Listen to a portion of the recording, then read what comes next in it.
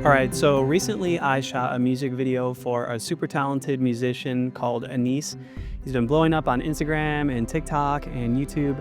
And one of my really good friends, Tony, has been touring with him and creating videos for him. So I was really lucky when they called me up and asked me if I wanted to help shoot a music video. Today I want to give you a look at the process from start to finish of everything that went into this. When it comes to planning any of my shoots, the first thing I'll do is create a board in Milanote. This is not a sponsored video. I really just like Milanote, and it seems to make sense to my chaotic brain as far as just loading everything in and then kind of making sense of the chaos after the fact. There's a bunch of different pre-made templates you can choose from to get a good starting place. This is one that I often like. I'll start with this one. It's a photo shoot template, and then it kind of morphs into something completely different by the end. So Tony and Kevin had an initial pitch deck that they pitched to Anis when they came up with the concept. So some of the things they wanted to portray were Anis being a teacher, kind of teaching about love. They wanted him to be a mad scientist because love is, like a mix of like emotions and different chemicals and everything. And then they also wanted him to be a librarian and a gardener. So for visual references, I like using FrameSet. If you've ever used Shot Deck, it's very similar, except it's geared more towards music videos and commercials, which is like what I like shooting more. So it works perfectly with my workflow. So after understanding these different scenarios that they wanted Anis to be in, I started typing in those prompts into FrameSet and just gathering as many stills as I could. And I would see which ones matched the contrast ratios and the overall mood and color palette that they were going for. And then we would kind of select those ones and then drop them all into Milanote, so they were just like scattered all over the place. So as far as creating the storyboard goes, I'm not really sure how conventional this is, but this is what we came up with and it seemed to work for us. So we played the song from start to finish, and then we laid out the intro chorus, the verse, the chorus, verse 2, breakdown, repeat chorus, and the outro. We broke these different sections up of the song into columns. That way we could add all of the stills that would match that column. So for instance, for the intro chorus, we wanted it to be the school scene. So we would kind of build out how those beginning shots would go in the school scene. And then this would help us figure out how we wanted to transition to him being in the lab. And another little cool shot that we came up with was Kevin brought this awesome old TV and we had it in the background just flickering. But for one of the insert shots, we decided that we wanted to film Anis on a iPhone, and then we were able to play the iPhone footage back on the TV screen and then film that with the FX6 and push in with the slider. And this ended up being a really cool shot, and Kevin made it a point that he didn't want this to be all performance takes. He wanted to, add some B-roll and some insert shots, and this helped the edit, not feel so sterile. All right, let's break down some of my favorite shots from the shoot, which were in the schoolhouse. But first I want to talk about the sponsor of today's video. So thank you, Audio, for sponsoring this video. Audio just came out with a new feature, and I was kind of already doing this myself, but they actually made the process a lot easier. So for a while, what I would do was I would go on ChatGPT, and whenever I couldn't find what type of music I wanted to use for a song, I would go on ChatGPT and I would type in something like, what type of music would go with a motorcycle chase scene? And ChatGPT would give me some recommendations.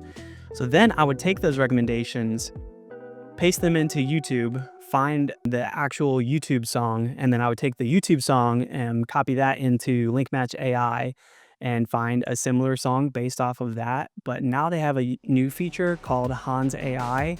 So with Hans AI, you can skip that entire process and you can just type in, find me a song that matches a motorcycle chase scene. It's been tough coming to terms with that. AI is here to stay, so I've been trying to embrace it instead of fighting it. So if you want to try out Audio Pro for 70% off and get access to features like Link Match AI or Hans, use code LaRosa70.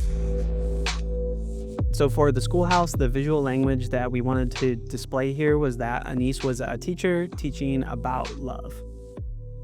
So to get started, we needed to make a school.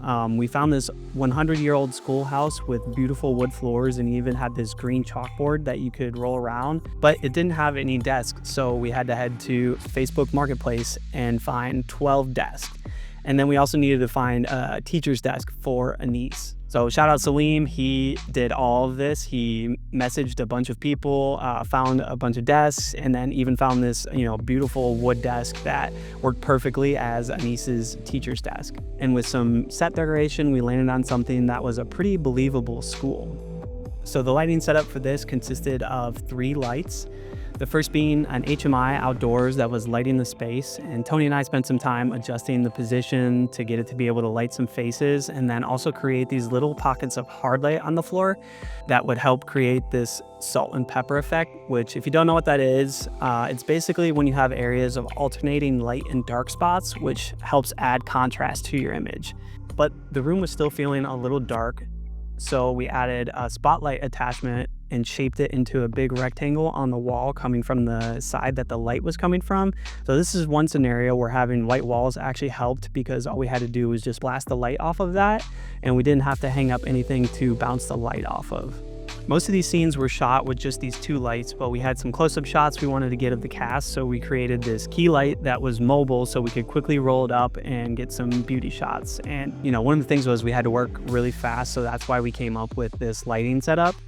So for this setup, we used the Amaran Flex light on a combo stand with wheels attached to it so we could easily roll it into place. We were really working with limited time here, so we had to be fast, and the whole camera team was basically just me and Tony and Kevin helping out. So with the Amaran Flex light, the light still is a little harsh coming right off of it, even with the double diffusion on it. So we added this artificial silk off of the stand, and this added just the right amount of diffusion and softness that I was looking for. You could achieve this light with a bunch of different ways. You could use a softbox if you wanted to, but this is what we were working with, so this is what I landed on.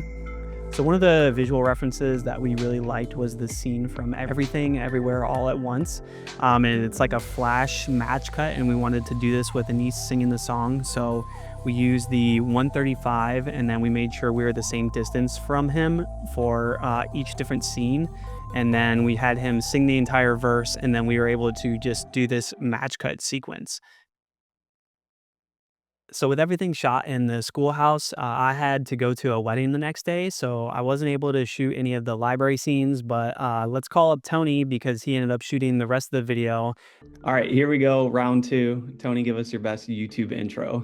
What's up, everybody? I'm Cody LaRosa, his friend. Okay, so first things first, let's talk about the library scene. At this point, it's just you, right? I'm gone, so the camera team is just you. How did you like this? So the library scene, first of all, we found a bookstore with a bunch of like really fragile stuff, because they sold more than books. They sold like antique vases and little toy thingies. And so I had to be very simple with the setup. So honestly, all I did was I put the Amaran Flex light on a C-stand, and I just tossed a magic cloth over it, and that was our key light. So for the color grade, Anise and Kevin, did they give you like any sort of direction? Like, we want this to be like kind of like a warm feeling, or we want it to be saturated, or like what were the notes that they gave you on how they wanted it to look? Yeah, so they basically just wanted it to be pretty saturated. They wanted it to pop. And so I used as a LUT, I used the F1. It's great LUTs made by Blaine. Oh, Blaine. Yeah, shout out to Blaine. F1. Yeah, there's so many. I used obviously we were shooting Sony, so I used Sony S-Log LUTs, and I fell in love with 559. I used it. I actually ended up turning the saturation in the midtones down just a little bit, and then I lowered the contrast with my S-curve, and I think I settled for a pretty nice look, very clean, saturated, deep reds, but also great skin tones. So I hope you guys enjoyed this one. This was my first music video that I got to work on. It was a ton of fun. Does anybody else feel like they get post-shoot amnesia, or at least this is what I call it? So a shoot could be the most brutal thing ever, but then when it's all said and done and you see the final product, you get this feeling of, oh my God, I want to do that again. And it's like you forget everything that ever happened. I really enjoy doing these breakdowns. I think this kind of fits my style the most. So let me know if I missed anything that you want me to cover and some stuff you'd like to see in the next one. And if you haven't checked out the official music video yet, please go to Anissa's page and check it out. I'll make sure to link that down in the description, and I'll see you in the next one.